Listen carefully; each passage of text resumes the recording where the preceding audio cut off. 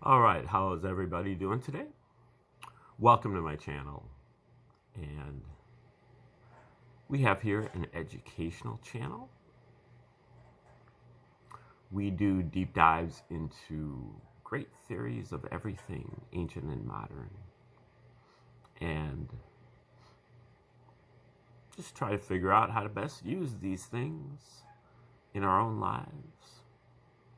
Today is our 557th video that we've done on the reciprocal system of theory from one Dewey Bernard Larson.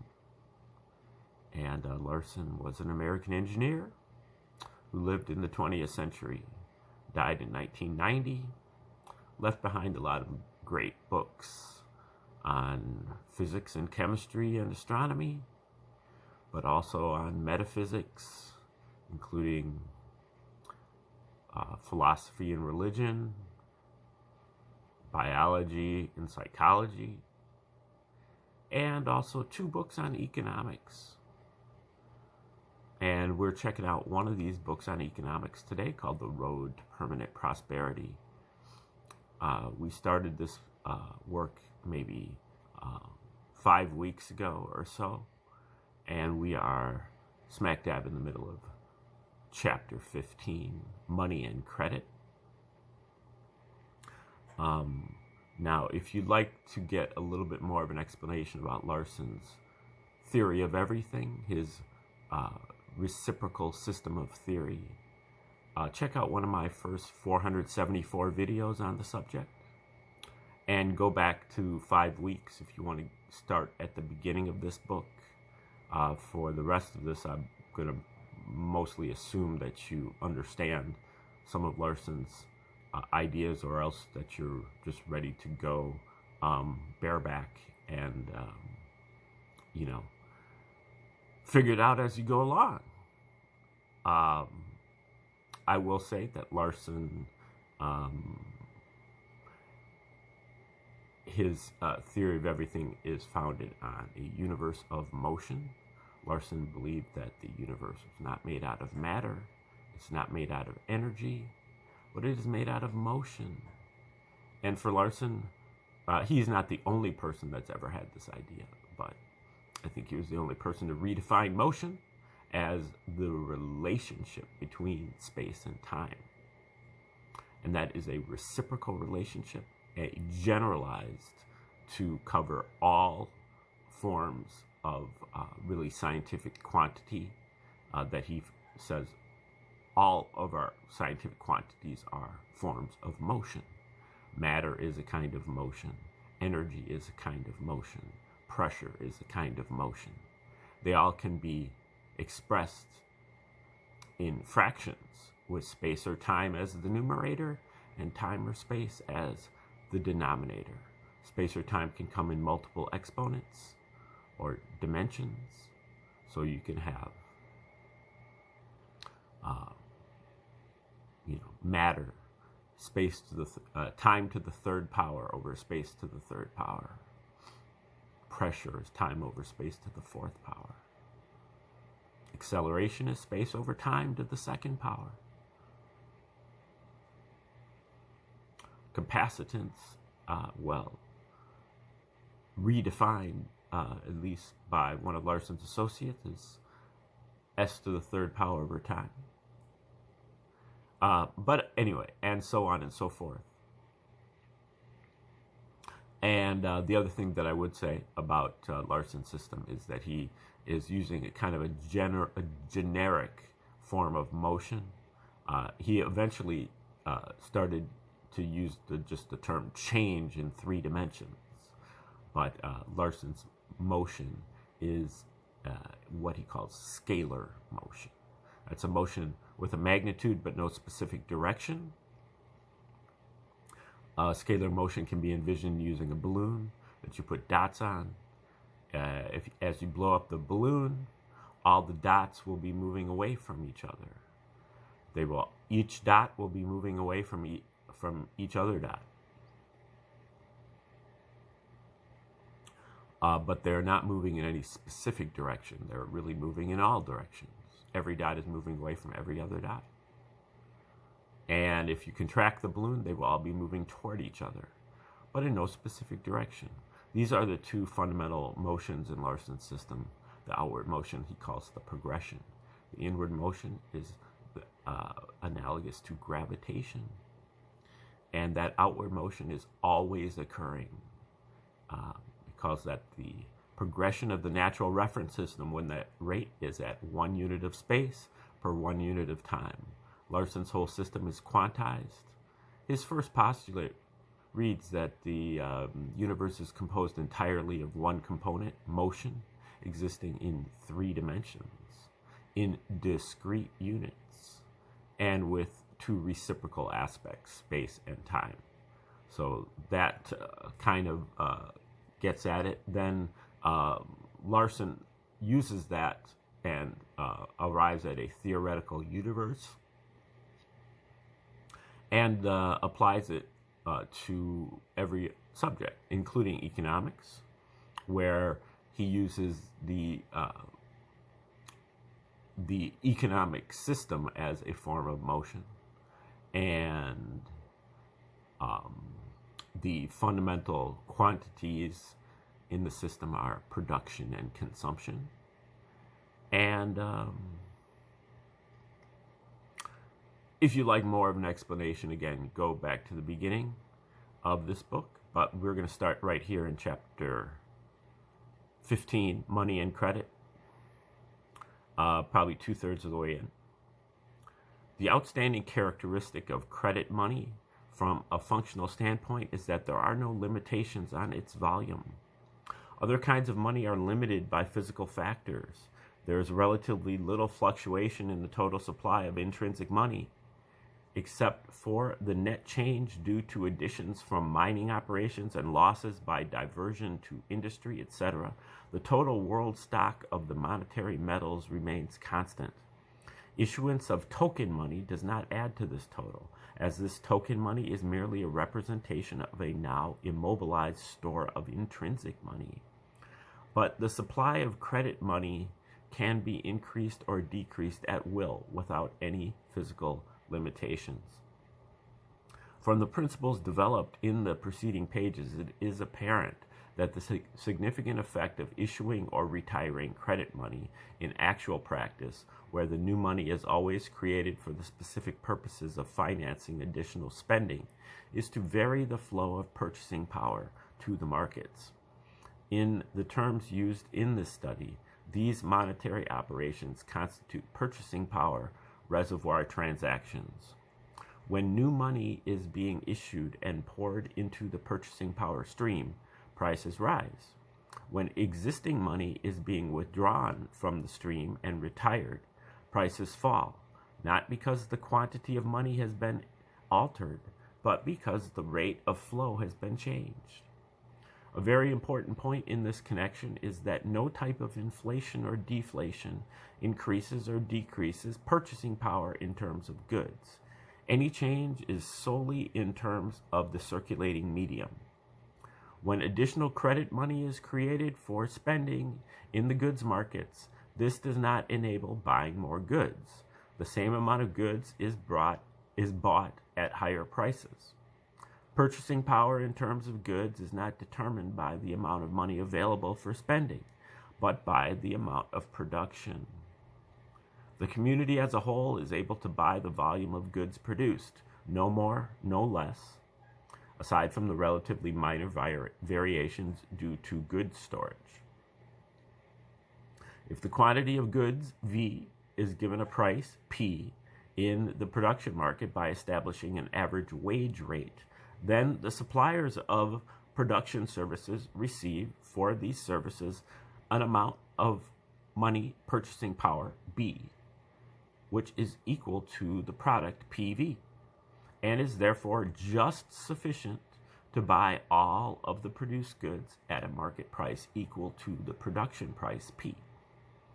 Under these equilibrium conditions, the market price is determined solely by the production price, that is, by the wage rate, and it is completely independent of the total amount of money in the system.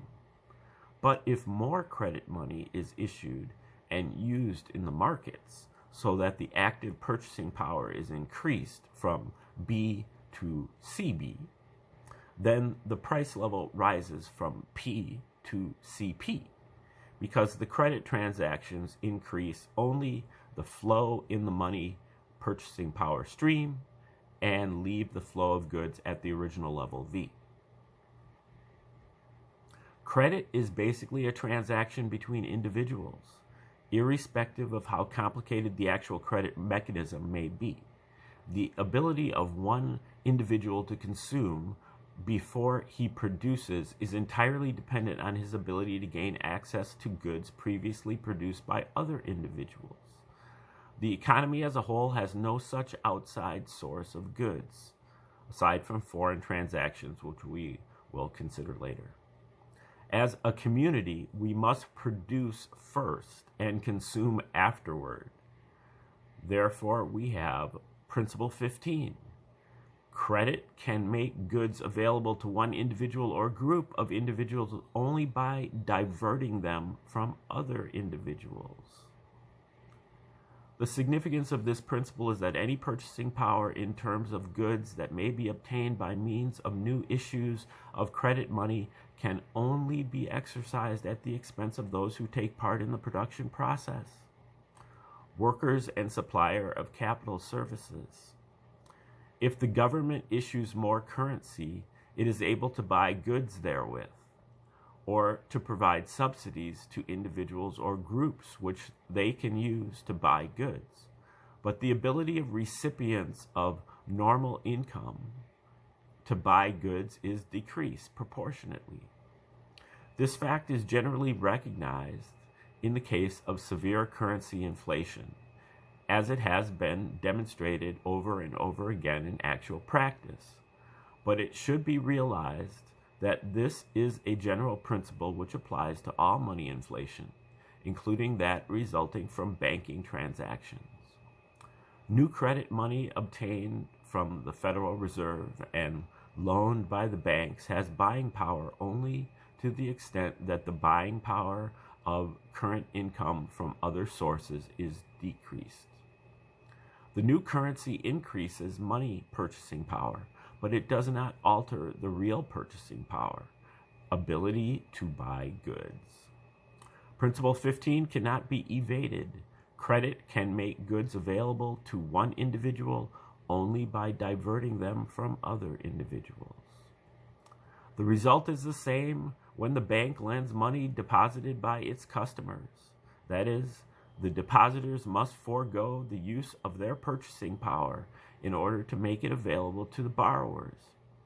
But in this case, the depositors are parting with their purchasing power only temporarily, and they are doing so knowingly and voluntarily. On the other hand, when the bank lends money from new currency issues, the purchasing power attached to this new money is permanently abstracted from consumers in general through the mechanism of an inflationary price rise, without their consent and under present conditions without their knowledge. The truth is that money inflation due to new currency issues is a tax. It has exactly the same effect as a tax on business. That is, it diverts a portion of the income of the consumers by means of an increase in the general price level to the government, if the government is the money issuing agency as it is in modern practice. Since the new money can be issued without the knowledge of those that are being taxed, this method of meeting part of the costs of government is increasingly being used by governments whose popular support is doubtful and might not withstand the antagonism which a tax increase would be greeted. It has not yet become a substitute for taxation in the United States, except in wartime, the Civil War greenbacks, for instance. But the operations of the Federal Reserve System have the peculiar effect of allowing the banks to accomplish the equivalent of taxation to finance business expansion.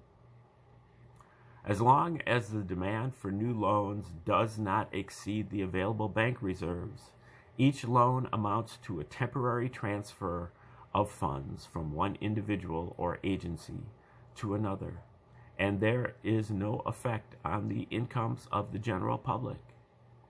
However, if the demand for loans becomes greater than the banks are able to meet from funds on hand, some of the credit instruments that they have been holding are rediscounted with the Federal Reserve, which issues new money on the strength of this collateral. As brought out in Chapter 12, the entry of this new money into the active purchasing power stream raises the market price level, which means that consumers in general are, without realizing it, supplying the purchasing power requirements of the business enterprises out of their own individual incomes.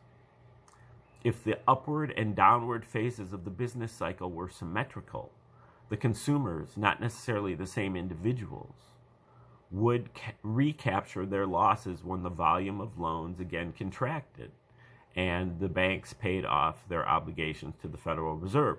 But the lack of symmetry previously noted prevents this balancing of the accounts if the cyclical swing is anything more than a minor movement.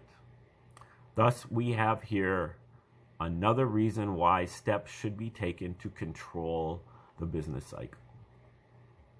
An important corollary of Principle 15 is that purchasing power, in terms of goods, cannot be transferred from one time to another. It is commonly assumed that we have the option of spending today's income today or saving it for some future time. The individual obviously can and does exercise this option, but aside from the saving that takes place automatically in the production of durable goods, the community as a whole cannot do so beyond the very minor degree that producer storage of goods is feasible. Storage of the circulating medium does not aid in the purchase of tomorrow's output of goods, since tomorrow's production in itself generates all of the purchasing power that is necessary for buying the goods produced. And any additional amount of money purchasing power issuing from storage is not only superfluous, but detrimental to the operation of the economy. The foregoing comments apply specifically to goods as defined in Chapter 4, that is, things that satisfy human wants.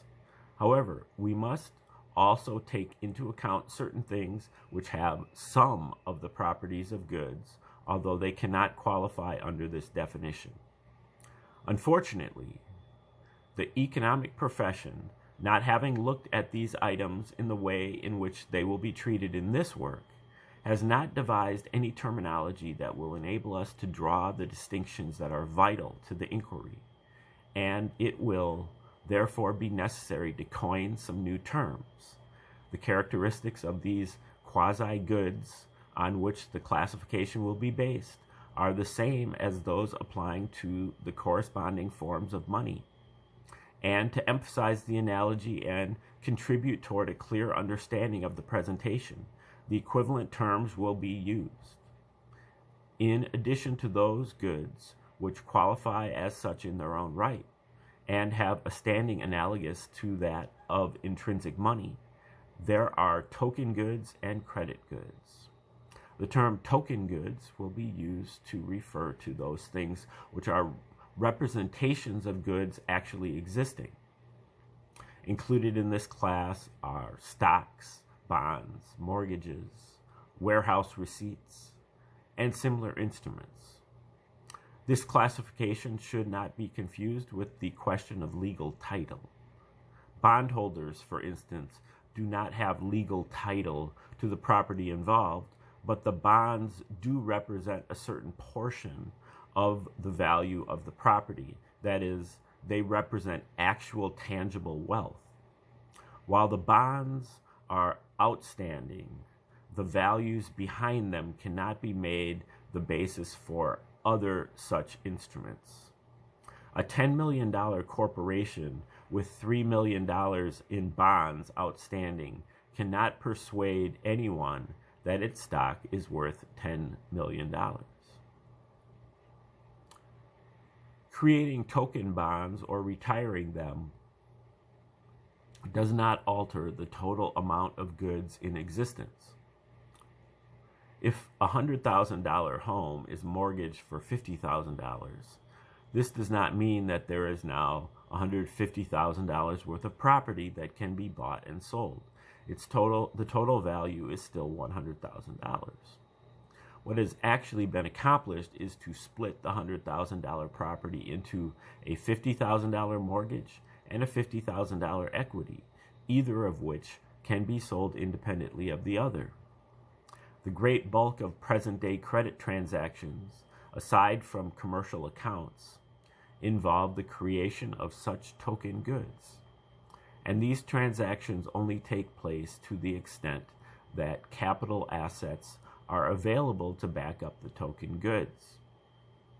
As the cynic puts it, a bank is a place where you can borrow money if you can prove that you don't need it. Even though it was meant to be humorous, this definition is not without its merits. It calls attention to the point that bank credit is not normally available for the purpose of furnishing purchasing power to those who do not have it, but rather to provide a convenient means whereby those possessing purchasing power in some other form can temporarily exchange it for money. As in the case of money, however, it has been found possible to create instruments which appear to be of the same character, but which rest entirely on the credit of the issuing agency rather than on actual physical assets. Government bonds are the outstanding example. These credit goods differ from token goods in that their creation is not limited by the physical realities. Since the creation of token goods does not alter the total amount of goods that can be bought and sold, the total volume of goods flowing to the markets remains just the same as if these goods did not exist. But the creation of credit goods is another form of reservoir withdrawal. It swells the stream of goods and hence has the same effect on the markets as the withdrawal of real goods from producer storage. The volume of goods V now becomes EV, and if B is unchanged, price P drops to P over E. The new equilibrium equation is B over EV equals P over E. But B does not normally remain unchanged, as the purchasing power obtained by the sale of credit goods is generally used in the markets. The original price P is then restored. EB over EV equals P. What has been accomplished by this credit transaction is that a volume E-1 of real goods has been obtained by the issuing agency without the need to make any monetary payment, and the individuals who would otherwise have received these goods now have the credit goods, government bonds, or similar instruments instead. The issuing agency, usually the government, has thus obtained something for nothing at the expense of someone else, as always. Credit goods, like credit money, are basically a device for accomplishing this purpose, getting something for nothing. Governments faced with abnormal expenditures or with insufficient revenues find it politically expedient to meet their financial problems by some means which do not involve direct levies on the citizenry. In earlier times, the preferred answer was a resort to the printing press, and this solution of the problem is by no means out of fashion even yet. As a glance at the financial picture around the world will readily verify. But it has become quite clear that currency inflation plunges the nation into deeper trouble, and the more advanced governments have turned from credit money to credit goods as the best means of avoiding unpleasant realities. The essential difference between government and private borrowing is that the private borrower is not permitted to evade these realities. He cannot, except in rather unusual circumstances, obtain money on pure credit. He must put up some kind of tangible security for the loan. What he actually does is to sell some asset on a temporary basis. The individual who borrows $20,000 on the strength of a mortgage on his home is, in effect, selling a $20,000 on the strength of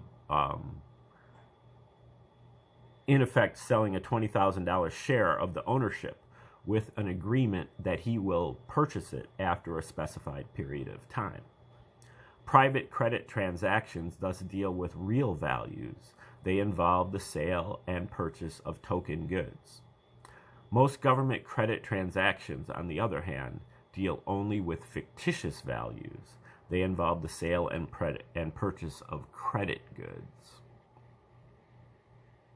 The advantage from the government standpoint of raising money for spending purposes by selling bonds rather than by taxation is that the former conceals the true situation and postpones the day of reckoning to some future time when the task of putting the financial house in order will fall on other shoulders.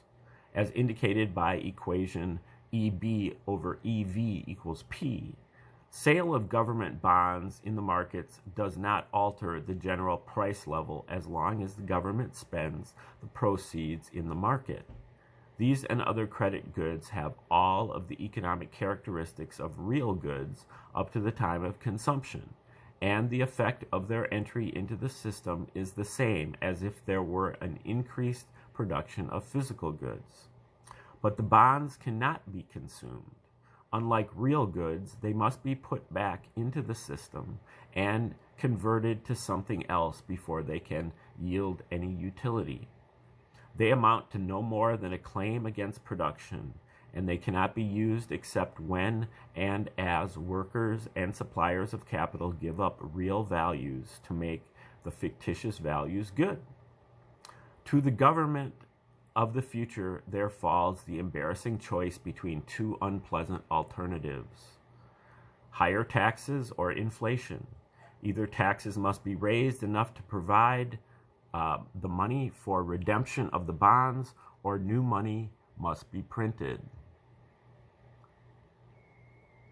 One of the most unfortunate features of this situation is that the era of reckless finance, when the wealth of the nation is standing still or even slipping downward, has the appearance of prosperity, whereas the convalescent period, when sound progress is actually being made, is viewed as a trying and difficult time.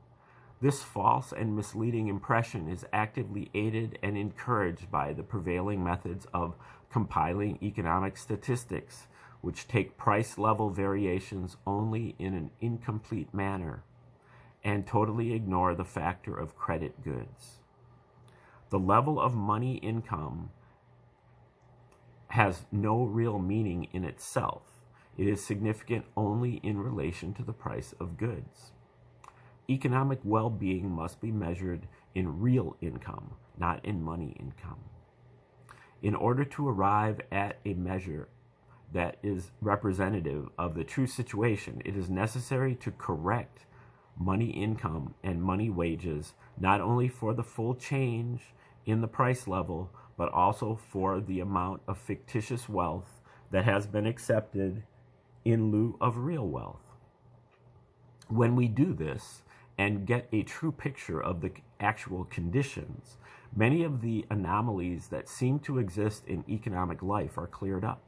We no longer have to wonder how it is possible to have prosperity in wartime, why labor can make gains and business can pile up profits while we are devoting most of our energies to destruction. It now becomes clear that there was no prosperity for the nation as a whole. There were no gains. What we saw was a mirage, an illusion created by government finance that must inevitably be followed by disillusionment. If we are able to keep our feet on the ground during difficult periods of readjustment, it is necessary to realize that our headache is not due to the doctor's medicine. It originated at a time when everything looked rosy. The foregoing comments should not be interpreted as a condemnation of all use of government bonds and other forms of credit goods. It is not the use, but the misuse of such devices that causes trouble. In reality, the practicability of creating credit goods, which are the equivalent of real goods from the market standpoint, provides a very convenient means of regulating the purchasing power stream. By issuing government bonds, selling them in the markets, and then retiring the currency received in payment, we can substitute credit goods for credit money and diminish the purchasing power stream by the necessary amount. Likewise, by issuing new currency and repurchasing the bonds in the markets, we can reverse the transaction and increase the flow of purchasing power. If there is an inflationary withdrawal from the consumer purchasing power reservoirs, which raises B to CB, market price would normally increase from P to CP, but by selling government bonds in an amount E, where E equals C, and retiring an equivalent amount of currency, the market price can be held constant at the original level. CB over EV equals P times the quantity C equals E. The outstanding advantage of this method of purchasing power control is that no individual gains or loses by the transactions. The exchanges that take place simply substitute an asset in one form for an asset of equal value in another form, and the desired effect on the economic system is accomplished without disturbing other economic relations. Facilities for handling transactions of this kind have already been set up under the auspices of the Federal Reserve System, and the use of these open market operations in a more systematic and organized manner for economic control purposes will be discussed at length in Chapter 25. And that's the end of Chapter 15 on money and credit. Chapter 16 is called Foreign Trade, and we'll be starting that up tomorrow. Thanks for tuning in today.